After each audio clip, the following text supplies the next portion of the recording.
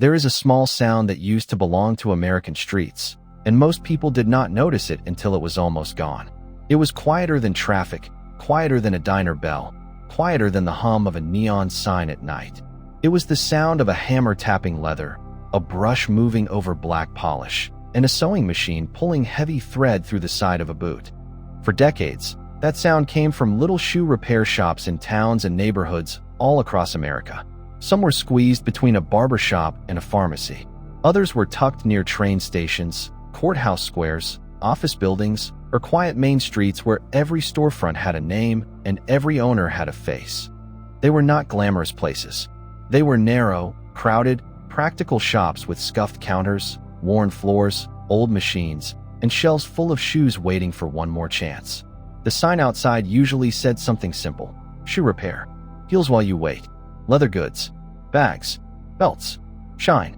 Inside, the air had a smell you could not mistake: leather, polish, rubber, glue, machine oil, old wood, and the dry dust of soles that had walked too many miles.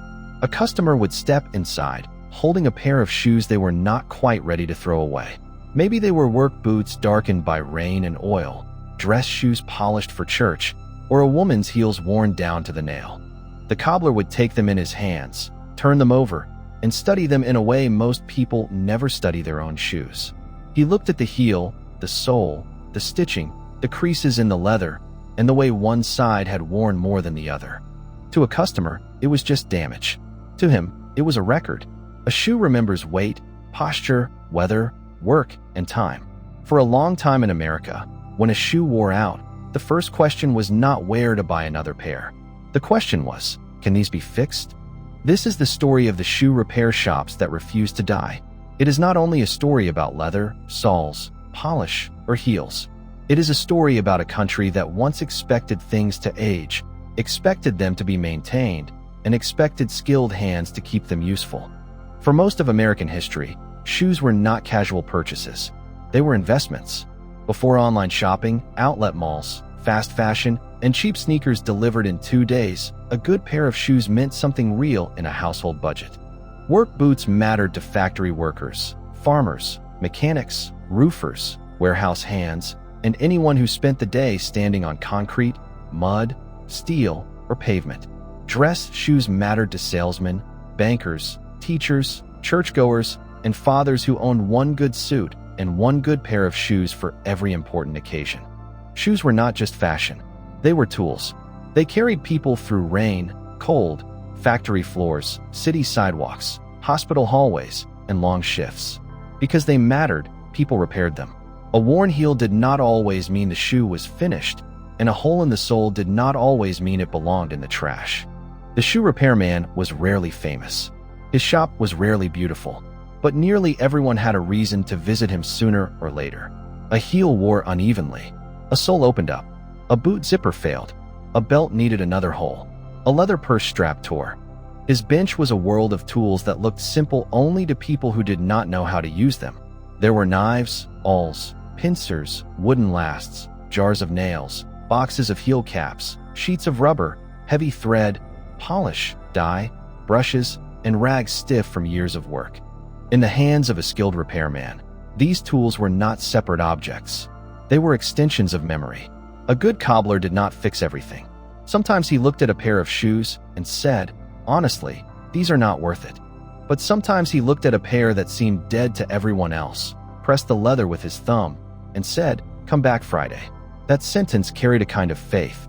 It meant the damage was not final. It meant the object still had a future. The shoe repair shop was built around waiting. Some jobs could be done while you stood at the counter, but others took days. Resoling took time. Boot work took patience. Fine leather had to be handled carefully. A pair that needed stitching, sanding, dyeing, polishing, and finishing could not be rushed. Customers dropped off their shoes and received a claim ticket, a little piece of paper with a name, a date, a price, and maybe a number written by hand. Behind the counter, those tickets hung from shoes on racks. Each pair waited its turn, and each pair belonged to a life outside the shop. In that way, a shoe repair shop became a quiet archive of a town. It held a police officer's boots, a nurse's shoes, a judge's dress shoes, a mail carrier's soles, a musician's leather boots, a waitress's worn heels, and a construction worker's work boots. The cobbler did not need to know the full story. The shoes told enough. They came in wet from snow, cracked from heat, scuffed from sidewalks, cut from work, polished for ceremony, and worn down by ordinary days. A shoe repairman did not just fix leather and rubber. He kept people moving.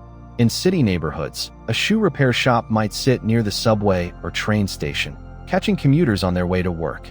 In small towns, it belonged to the same Main Street world as the barber, the grocer, the tailor, the dry cleaner, the hardware store, and the local mechanic. Each trade had a place. Each place had a person behind the counter. Each person had a skill. Shoes are personal in a way many objects are not. A television does not carry the pressure of your step. A toaster does not shape itself to your body. But shoes do. They soften where you bend, stretch where your foot needs room, crease with your movement, and wear according to your walk. That is why a repaired shoe can feel like an old friend coming home. A new pair may look better in the box, but an old pair knows you. The golden age of shoe repair was tied to a different relationship with things. Americans once lived in a world where maintenance was ordinary. People patched clothes, sharpened knives, repaired radios, mended furniture, serviced appliances, cleaned watches, and had shoes resold. The Great Depression taught one generation not to waste. World War II taught another generation to conserve. Even after prosperity returned, the habit remained.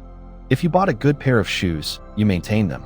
You polished them, kept them dry, replaced the soles, rebuilt the heels, and took them to a professional. Then, slowly, the ground began to shift. People did not suddenly stop liking good shoes. The change came through price, materials, fashion, work, and expectation. First, shoes became cheaper. Imported shoes filled stores. Synthetic materials became common. Fashion cycles sped up. For consumers, this felt like progress. More pairs, more styles, lower prices, and faster replacement. But for shoe repair shops, cheap shoes created a difficult question. How do you convince someone to repair a pair that costs less than the repair? A new heel, a resole, a stitched seam, or a zipper replacement all require labor. The cobbler's time has value. The materials cost money, and the rent still has to be paid. Repair begins to feel expensive when replacement has been made easy. That was the cruel arithmetic that wounded thousands of small shops. The second change was construction. A shoe built to be repaired is different from a shoe built only to be sold. A well-made leather shoe can often be resold because the design allows it. The sole can come off, a new one can go on, and the upper can survive the process.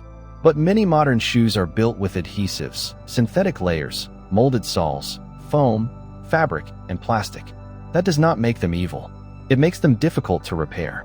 A cobbler can work miracles on quality materials. But when a shoe is bonded together with little thought for future repair, there may be nowhere to go. The customer may say, "Can you just fix it?" The cobbler may look at the cracked material and know the answer before he says it. "I can try, but it will not last." That sentence is not failure. It is honesty. The shoe repairman is not only fighting damage. He is fighting design. The third change was fashion. America became more casual. Sneakers moved from gyms to sidewalks, offices, restaurants, airports, and business meetings. Leather dress shoes lost their everyday place in many lives, and cobblers began seeing more glued soles, foam midsoles, synthetic uppers, and shoes never meant to visit a repair bench. Some shops adapted. They repaired zippers, leather bags, designer shoes, expensive boots, belts, luggage, and anything made well enough to be saved. Then came the disappearing apprentice. A craft survives only if one generation teaches the next. Shoe repair is not learned in an afternoon. It is judgment, touch, pressure, material knowledge, customer knowledge, and years of repetition. But fewer young people wanted that life. The shop was loud. The work was physical. The smell of glue followed a person home, and the margins could be thin. When no one inherits the trade, the shop ages with the owner. His hands still know what to do, but there is no one at the second bench. When he finally closes, the loss is not just a business. It is a library burning quietly. To understand what disappears when a shoe repair shop closes, you have to imagine standing inside one before the customers arrive. The machines are silent. The lights are on. Shoes wait everywhere. The shop is not beautiful like a boutique is beautiful. It is beautiful because it is useful. Every surface has a purpose, every scar has a reason, and every shelf holds something that might save a pair. This is a world built around the idea that damage is normal. Not shameful, not final, normal. Things wear out. People wear things out. Life leaves marks. There is a particular sadness in the decline of shoe repair because shoes are so close to the body. They are tied to walking, standing, working, aging, and pain. A good cobbler sees more than the shoe.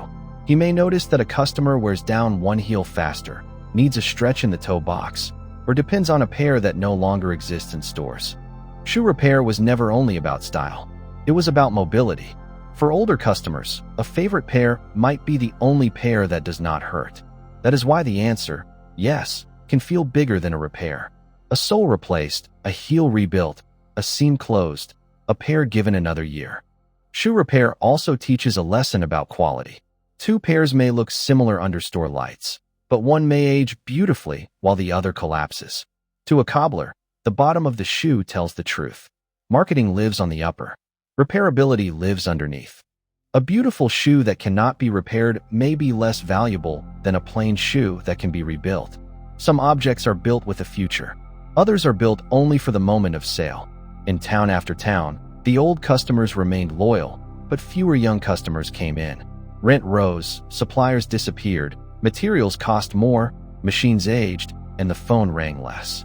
One day the sign changed to reduced hours, then open Tuesday through Friday, then retiring soon, and finally, thank you for many years. For the customers, it may have felt sudden. For the owner, it had been coming for a long time. He had watched shoes change, neighborhoods change, customers change, and people treat repair like a strange idea from another century. But the shops still alive today matter because they are not surviving by accident. Some specialize in boots. Some repair luxury handbags and designer shoes. Some serve police officers, firefighters, dancers, equestrians, construction workers, and people who need real footwear for real work. Some have become known beyond their neighborhoods because customers now ship shoes from other states. The trade changes shape, but the bench remains. In certain pockets, shoe repair is being rediscovered. People who buy quality boots learn about resoling. People interested in sustainable fashion learn about maintenance. Some younger customers, tired of cheap things falling apart, begin asking older questions. What is this made of? Can it be fixed? Who can maintain it? Will it last? These questions move a person away from passive consumption and toward stewardship, the idea that owning something means caring for it. A shoe repair shop teaches that without preaching. It shows you shelves of worn things made useful again. There is something almost cinematic about a cobbler at work, not because the work is loud, but because the drama is in precision. A blade follows the curve of a sole. Old stitching is removed. A heel block is shaped. Rubber dust rises from a sanding wheel. A brush darkens leather with polish. A machine pulls a clean stitch through a boot. Edges are trimmed and finished until the repair does not look like a wound, but a continuation. The best repairs often disappear. The customer may not know every step involved. They simply put the shoes on and feel that they work again. Invisible work is still work. A good cobbler returns a pair of shoes so they feel like themselves again. The modern world has taught us to admire innovation, and it should. But progress has a shadow. When convenience becomes the only value, we stop asking what disappears to make it possible. The cheap shoe has a hidden cost. It may be paid by the landfill, the local shop that cannot repair it, the consumer who buys again and again, or the culture that forgets what quality feels like. Once a craft disappears, it does not return easily. You can buy machines, rent a storefront, and order supplies, but you cannot quickly replace 40 years of hands. Small repair shops once created a relationship between the person who owned an object and the person who maintained it. You did not ship the problem into a system or open a ticket with an automated response. You walked through a door, and a human being looked at the problem with you. That kind of relationship does not scale easily, but it builds trust, and trust is one of the things America has quietly misplaced. The disappearance of the shoe repair shop is part of a larger disappearance of face-to-face competence. The barber who knew your hair, the tailor who knew your shoulders, the mechanic who knew your truck, the watchmaker who knew your grandfather's watch, and the cobbler who knew your walk. These people made daily life feel less abstract. They gave towns and neighborhoods a kind of practical intelligence. Still, the shoe repair shop has not vanished completely. That is what makes this trade different. It refuses to die. Walk through certain neighborhoods, and you can still find the sign. Maybe the window is crowded with shoes and belts. Maybe the machines are older than the customers. Inside, the work continues. Work boots get new soles. Dress shoes are rebuilt. Boots get new zippers. Leather bags are restitched. Loafers are polished back to dignity. A young customer brings in an expensive pair and learns, maybe for the first time, that repair is an option. The cobbler still turns the shoe over. He still studies the wear. He still decides what can be saved. There is a stubborn hope in that. Not loud hope. Not sentimental hope. A practical hope. The kind of hope that says this heel is gone, but the shoe is good. This sole is worn, but the upper is strong. This leather is dry, but not dead. If you spend enough time around shoe repair, you begin to hear a different philosophy of ownership. It is not nostalgia for its own sake. Some old things were badly made, some new things are excellent, and some repairs are not worth doing. The cobbler knows this better than anyone. And yet, within that practicality, there is wisdom. Buy better when you can, take care of what you own, repair before damage spreads, and respect the people who know how to fix things. These are small lessons, but they point toward a larger way of living, one that does not treat every object as temporary. There is an image that belongs near the end of this story, an old cobbler alone in his shop after closing. The street outside is dark, the machines are quiet, the day's dust sits on the floor, and a few finished pairs wait near the counter. He takes one last pair from the bench. Maybe they are work boots. The soles are new now, the edges are clean, and the leather has been brushed and conditioned. They do not look new. That is not the point. They look ready.